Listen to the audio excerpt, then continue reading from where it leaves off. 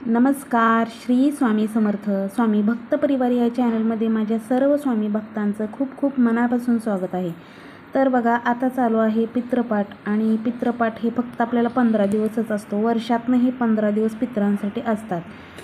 तर बघा, आपल्याला हा सर्व पितरी अमावस्येला किंवा आपल्याला 15 दिवसांमध्ये आपल्या तिथीनुसार ज्या ज्या दिवशी आपली पितृ असतात तर त्या दिवशी हा करायचा आपल्याला संध्याकाळचा उपाय आहे. तर आता तिथीनुसार असतं, त्याच्यामुळे आपल्याला सर्वांना हा जर उपाय आपण अमावस्येला केला तर सर्वात महत्त्वाचा उपाय आहे. अमावस्येला केला तर सर्वात उत्तम, कारण सर्व पितरी अमावस्या आता आलेली आहे. शनिवारी आपल्याला सर्व पितरी अमावस्या ही शनिवारी आहे आणि त्या दिवशी आपल्याला पितरांना आपल्या संतुष्ट करण्यासाठी आपल्याला हा उपाय करायचा आहे. तर बघा, आपण वर्षभरामध्ये आपल्या पितरांची प्रॉपर्टी, आपल्या पितरांचंच जे आहे म्हणजे आपल्या पूर्वजांचं जे आहे तेच आपण खातो पितो, त्यांच्या जीवावरती आईश करतो. कारण त्यांनी जे कमवून ठेवलेलं आहे तर त्याच्यावरतीच आपण कष्ट करतो, सर्व काही करतो. पण त्यांच्या कुळामध्ये आपला जन्म झालेला आहे, त्यांच्यासाठी आपल्याला हे 15 दिवस दिलेले असतात. त्याच्यामुळे आपल्याला हे उपाय आपल्या पितरांसाठी करायचा असतो. आणि बऱ्याच जणांना पितृदोष असतो. तर पितृदोष का होतो? तर त्यांचं मन जे आहे ते संतुष्ट आपण करू शकत नाही. त्यांना जे काय हवं नको ते आपण ह्या 15 दिवसांमध्ये जर केलं तर आपल्याला कधीही पितृदोष लागत नाही. काय बघा, बरेच जण जे आहेत, खूप साऱ्या लोकांना पितृदोष असतो. तर कसं असतं पितरांचं, तर कोणी कसं ॲक्सिडेंटमध्ये गेलेला असतो किंवा कोणी म्हातारपण झाल्यानंतर गेलेला असतो किंवा बरेच काही असे प्रॉब्लेम असतात.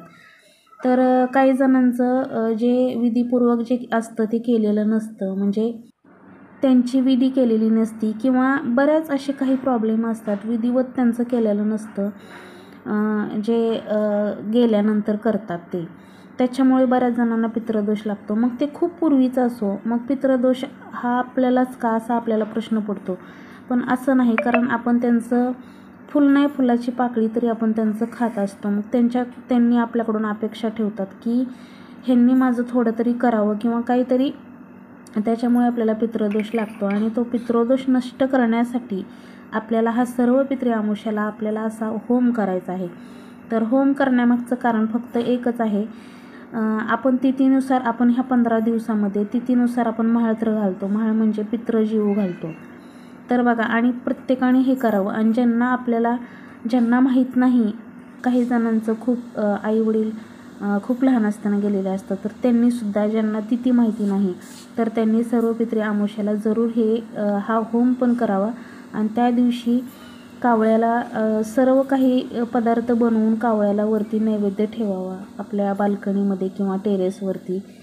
नसेल तर एक पित्र म्हणजे एक आई वडिलाच्या नावाने 2 व्यक्ती जीव घालावी. आई असेल तर बाईला घालावे, का स्त्री पुरुष असे दोन्ही, ज्यांचे आईवडील गेलेले आहेत त्यांनी हे करावं. आणि त्या दिवशी संध्याकाळी आपल्याला सर्व पितरी अमावस्ये दिवशी संध्याकाळी आपल्याला उंबऱ्याच्या बाहेर, म्हणजे उंबरा आहे तिथं एक बाहेर तांब्याची वाटी घ्यायची आहे. कुठलंही तांब्याचं भांडं असतं ते घ्यायचं आहे. त्याच्यामध्ये भरून तांदूळ घ्यायचे आहेत आणि तांदळावरती 2 वड्या कापराच्या जाळायच्या आहेत. 2 वड्या घ्यायच्या आणि कापराच्या जाळायच्या. आणि कापराच्या वड्या जाळत असताना आपल्याला पितृसूक्त म्हणायचं आहे. ह्या 15 दिवसामध्ये रोज म्हटलं तरी चालेल. जे कोणी आपल्या तिथीनुसार संध्याकाळी ज्या दिवशी तिथी असते आपल्या पितरांची त्या दिवशी केलं तरी चालेल. आणि ज्यांना कोणाला माहीत नाही त्यांनी सर्व पितरी अमावस्येला केलं तरी चालेल. म्हणजे सर्व पितरी अमावस्येला तर करायचंच आहे. तर बघा, सर्व पितरी अमावस्या आलेली आहे शनिवारी आणि शनिवारी संध्याकाळी आवर्जून हा उपाय करायचा आहे.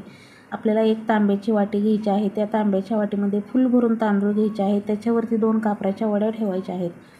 आणि ते चालू असताना आपल्याला पितृसूक्त म्हणायचं आहे. 1 वेळा पितृसूक्त म्हणायचं आहे. आपल्या पितरांना प्रार्थना करायची आहे की जे काय माझ्यावरती संकट आलेले आहेत, जे काय माझं चाललेलं आहे, तर ते तुमच्या कृपेने मी तुमचं सर्व करत आहे, इथून पुढे पण करत राहीन.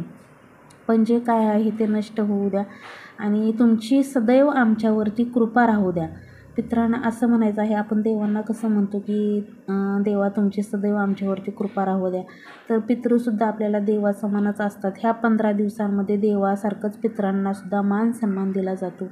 म्हणूनच आपल्याला पितरांना आपल्या प्रार्थना करायची आहे की म्हणजे आपल्या पूर्वजांना नमस्कार करून आपल्याला पितृसूक्त म्हणायचा आणि त्यांना प्रार्थना करायची की तुमची कृपादृष्टी सदैव आपल्या घरावरती राहू द्या, आणि असं म्हणून घरातल्या सर्वांनी प्रार्थना करायची आहे. आणि सर्वांनी तिथं जे कापूर चालू आहे तर तिथं आपल्याला नमस्कार करायचा आहे. घरातले जेवढे माणसं असतील घरातील आपल्या, त्यांनी सर्वांनी तिथं नमस्कार करायचा आहे. अगदी लहान मुलं असतील तर त्यांनीसुद्धा, कारण त्या ठिकाणी आपण आपल्या पितरांच्या आत्म्याच्या शांतीसाठी आपण हा उपाय करायचा आहे, हा होम करायचा आहे. अशी प्रार्थना करून सर्वांनी नमस्कार करायचा आहे. आणि ती जी वाटी आहे ती रात्रभर आपल्याला तिथंच ठेवायची आहे. हा उपाय आपल्याला संध्याकाळी करायचा आहे. 4च्या नंतर कधीही केला तरी चालेल, अमावस्या दिवशी. आणि ही वाटी रात्रभर आपल्याला तिथंच ठेवायची आहे. दुसऱ्या दिवशी आपल्याला घटस्थापना आहे. त्या दिवशी आपल्याला सकाळी उठल्याबरोबर आपल्याला पहिल्यांदा ही वाटी उचलायची आहे. घरात यायचं नाही ही वाटी घेऊन, बाहेर जायचं, बाहेरनंच वाटी उचलायची. आणि ही वाटी जी आहे ती आपल्याला पक्ष्यांना, म्हणजे जिथं पक्षी असतात येतात सकाळी, तिथं हे धान्य टाकून द्यायचं आहे. हे तांदूळ जे आहे तिथं टाकायचे आहे, जेणेकरून ते पक्षी खातील. तर असा हा आपल्याला उपाय करायचा आहे. आणि त्यानंतर पाय धुवून आपल्याला घरात यायचं आहे.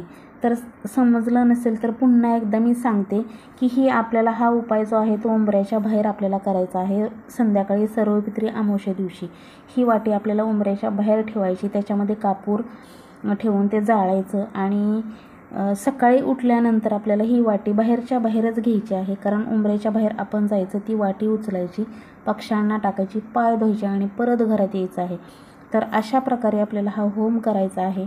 तर आजचा व्हिडिओ तुम्हाला समजला असेल आणि आवडलासुद्धा असेल. आशा करते आवडला असेल तर एक लाईक करा, इतरांसोबत शेअर करा, आणि असेच आपले नवनवीन व्हिडिओ पाहण्यासाठी स्वामी भक्त परिवार या चॅनलला सबस्क्राईब करा.